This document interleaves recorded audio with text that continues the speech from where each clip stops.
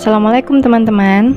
Ketemu lagi dengan saya Nurma Yuli Winarni, peserta Latsar CPNS 2021 dari pemerintah Kabupaten Kulon Progo. Pada podcast kali ini adalah tugas agenda 2. Saya akan menampilkan podcast tentang implementasi nilai-nilai dasar ASN yang mencakup akuntabilitas, nasionalisme, etika publik, komitmen mutu, dan anti korupsi, yang biasa disingkat dengan ANEKA. Pada kesempatan ini, saya akan mewawancarai seorang pejabat publik, yaitu Ibu Dr. Chandra Safitri, selaku Kepala UPT Puskesmas Panjatan 2. Selamat pagi Bu Chandra, Assalamualaikum. Waalaikumsalam, Mbak. Terima kasih Ibu sudah meluangkan sedikit waktu Ibu untuk wawancara dengan saya di tengah kesibukan Ibu yang luar biasa di Puskesmas Panjatan 2 ini. Di kesempatan ini, saya mohon izin untuk sedikit bertanya tentang implementasi nilai-nilai dasar PNS yang mencakup akuntabilitas, nasionalisme, etika publik, komitmen mutu, dan anti korupsi, terutama yang ada di wilayah kerja UPT Puskesmas Panjatan 2.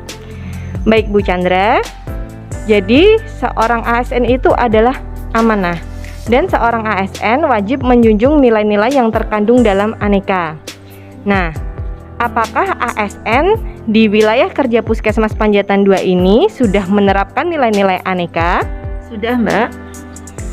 Bagaimana penerapan nilai-nilai ANEKA oleh ASN di Puskesmas Panjatan 2? Apakah sudah berjalan dengan lancar, Bu? Baik, jadi mungkin akan sedikit saya ceritakan nilai-nilai yang ada di UPT Panjatan 2 untuk akuntabilitas. Contohnya dari segi keuangan, kemudian pelayanan, kemudian SPJ ini semuanya sudah ada aturannya. Jadi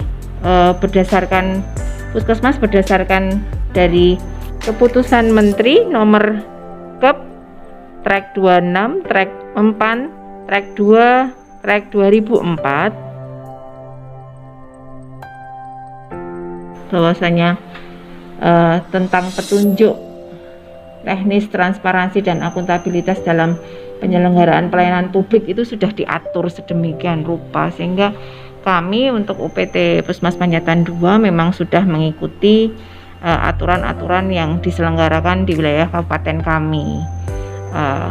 Demikian, Mbak. Mungkin bisa jadi juga saya contohkan beberapa hal yang tadi nasionalisme yang kedua ya. Iya, Nasionalisme ini kita setiap hari Senin sampai Kamis kita melakukan apel pagi. Di hari Senin kita melakukan apel pagi dipimpin oleh Kepala Pusmas, hari Selasa kita dipimpin oleh KTU, hari Rabu oleh PJUKP, hari Kamis oleh PJUKM. Kemudian kita juga memakai seragam seperti yang sudah atur oleh kabupaten kami. Kemudian kita juga ada budaya lokal Blabli Kulon Progo yang kita adop di setiap hari Kamis dengan menggunakan pakaian geblek renteng di situ ya. Ini juga kita sudah menggunakannya. Kemudian untuk etika publik ini kita ada efektivitas dan efisiensi serta inovasi.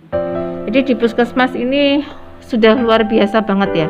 Untuk efektivitas ini sudah ada SOP yang diatur, kemudian alur untuk setiap layanan unit. Jadi semua unit dari pendaftaran, kemudian ke unit KIA, UGD, BP, laboratorium dan sebagainya ini kita sudah memiliki SOP dan alur sendiri-sendiri. Kemudian untuk inovasi di Puskesmas kami sangat banyak sekali ya.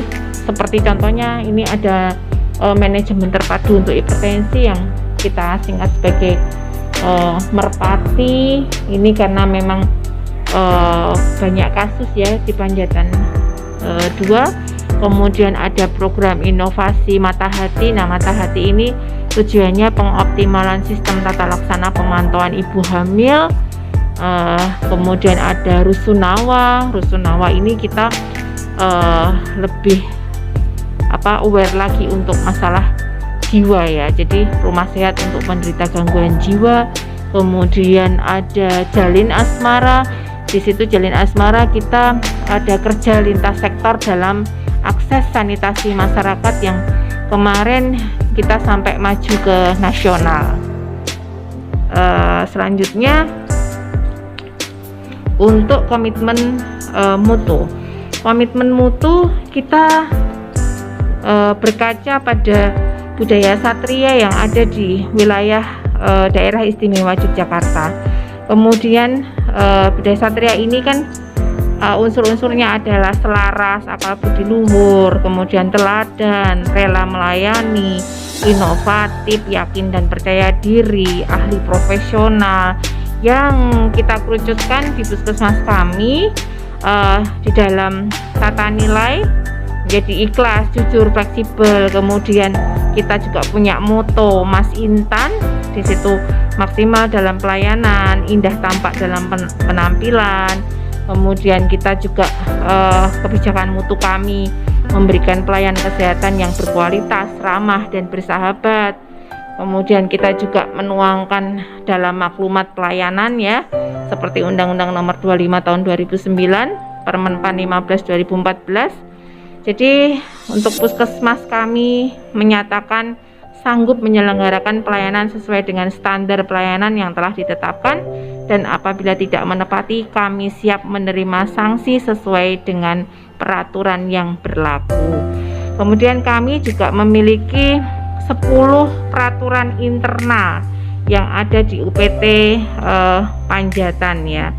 Nah, ini banyak sekali. Jadi misalnya mematuhi ketentuan jam kerja yang ditetapkan, mematuhi ketentuan pakaian dinas, menjaga profesionalisme dan transparansi, kemudian bertanggung jawab terhadap tugas pokoknya dan tugas tambahan, membangun etos kerja, menjaga informasi yang bersifat rahasia, patuh dan taat terhadap standar operasional tiap unit, bekerja memberikan pelayanan sesuai dengan tata nilai kami. Kemudian menghindari konflik kepentingan ya, pribadi, kelompok maupun golongan, menjaga toleransi dan saling menghormati antar karyawan. Untuk anti korupsi kami menuangkan dalam bentuk tanda tangan komitmen seluruh karyawan bahwasanya kami menolak untuk pungli, bentuk-bentuk pungli, bentuk gratifikasi dan bentuk-bentuk korupsi nggih. Seperti itu, Mbak. Baik Ibu Chandra, terima kasih sudah menjawab pertanyaan saya tadi untuk penerapan nilai-nilai aneka oleh ASN di Puskesmas Panjatan 2. Untuk selanjutnya, Bu, Puskesmas ini kan identik dengan pelayanan masyarakat. Apa hambatan terbesar dalam pelayanan masyarakat, terutama yang dihadapi oleh Puskesmas Panjatan 2? Monggo, Bu. Hambatan terbesar saat ini adalah kita membangun kepercayaan masyarakat yang terutama masa pandemi ini ya. Ini kepercayaan masyarakat untuk akses kesehatan itu menurun kalau saya lihat. Demikian. Kemudian untuk cara mengatasi hambatan ini kita komunikasi dengan sasaran ya, dengan masyarakat baik secara langsung ataupun tidak langsung. Jadi kalau secara langsung ya istilahnya kita kerjasama, kita pendekatan seperti keluarga. Kita ini puskesmas ini ya, karyawannya adalah pelayan masyarakat. Jadi tidak mungkin kita akan istilahnya punya maksud yang jelek, itu tidak ada sama sekali. Untuk komunikasi ini kita menggunakan media ya, saat ini lebih banyak kita menggunakan media. Jadi untuk pertemuan langsung memang kita kurangi frekuensinya karena zonasi RT ya, ini kan sudah terlihat kalau di tempat kita. Jadi RT ini apa ini, ada kuning, hijau, ataupun merah. Nah, ini akan menjadi dasar kita untuk berkegiatan, sehingga kita untuk komunikasi dua arah ini banyak menggunakan telepon ataupun via WA. Pada dasarnya kita sebagai karyawan puskesmas itu adalah abdi dari masyarakat.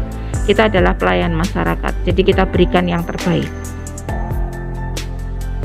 Baik, luar biasa sekali Bu Chandra jawaban untuk cara mengatasi hambatan yang ada di dalam masyarakat.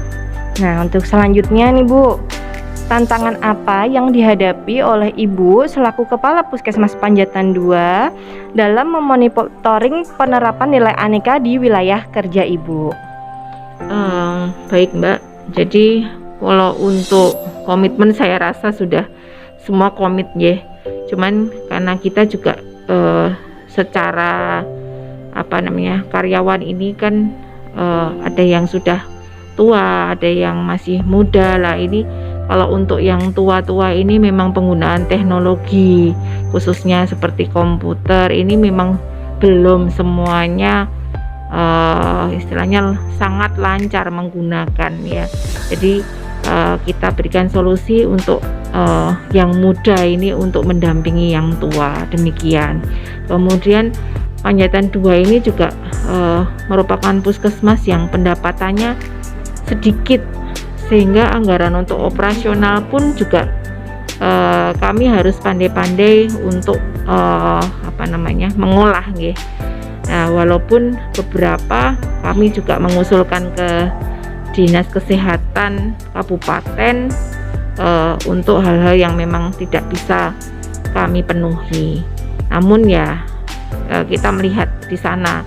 Jadi ya ada yang sudah dipenuhi, ada yang belum. Selanjutnya di era yang pandemi sekarang ini kunjungan puskesmas itu turun, sehingga kapitasi pun juga turun, pendapatan puskesmas ya turun. Nah, ini kita semakin bagaimana caranya untuk memanage dari dana yang memang tidak banyak. Kemudian untuk tantangan yang eksternal ya, tantangan eksternal ini masa COVID seperti ini, citra puskesmas itu di mata masyarakat itu turun, karena masyarakat itu merasa di-COVID-kan, padahal kami tidak. Kami itu men-tracing, kemudian untuk tes kami berikan ke BBVET ya.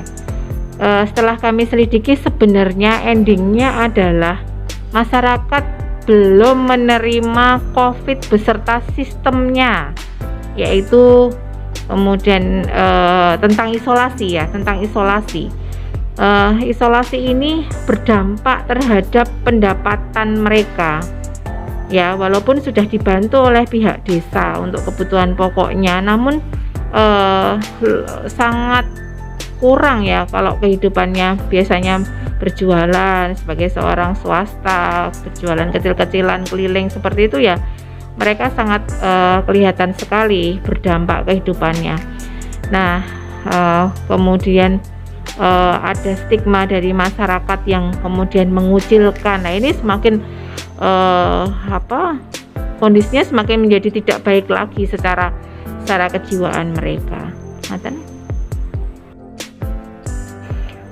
Baik Ibu, tentu tantangan tersebut adalah tantangan besar yang menjadi pekerjaan rumah tidak hanya Ibu selaku Kepala Puskesmas, tetapi juga oleh seluruh pegawai di Puskesmas Panjatan 2 nih Bu.